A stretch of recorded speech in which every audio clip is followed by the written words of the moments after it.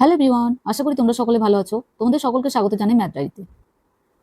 অঙ্ক দেখো, আমরা জানি যে a প্লাস b এর হোল স্কোয়ার ফর্মুলা হচ্ছে a square plus 2ab plus b square.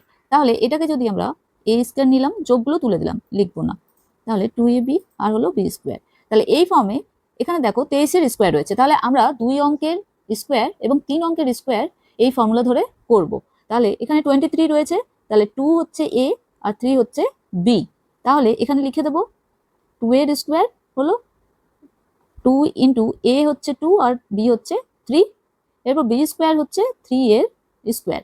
তাহলে আমরা ডান দিক থেকে লিখবো 3 ইন্টু 3 হচ্ছে 9, এরপর 3 2 গুণ করলে হয় 6, 6 2 গুণ করলে হয় 12, 12 2 লিখলাম, হাতে কত থাকলো 1।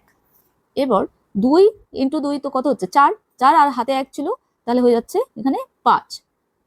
তাহলে আমাদের অ্যান্সার বেরোলো 529। এরপর দেখো 112 এর স্কোয়ার রয়েছে, তাহলে এক্ষেত্রে আমরা কি করব, এ সমানে হচ্ছে কি 11, ঠিক আছে, এবং এটা হচ্ছে বি বা বি হচ্ছে এখানে 2। তাহলে এ এবং এ ইকুয়াল টু হচ্ছে 11 এবং বি ইকুয়াল টু 2। তাহলে এখানে লিখবো এ এর স্কোয়ার 2 ইন্টু এ ইন্টু বি, 11 ইন্টু 2, 2 ইন্টু আর রয়েছে কি বি এর স্কোয়ার, তাহলে 2 এর স্কোয়ার হয়ে গেল। তাহলে এক্ষেত্রে আমরা লিখবো 2 দুগুণি কত 4, 11 ইন্টু 2 22, 22 ইন্টু 2 হচ্ছে 44, তাহলে 4 রইলো আর হাতে থাকলো 4।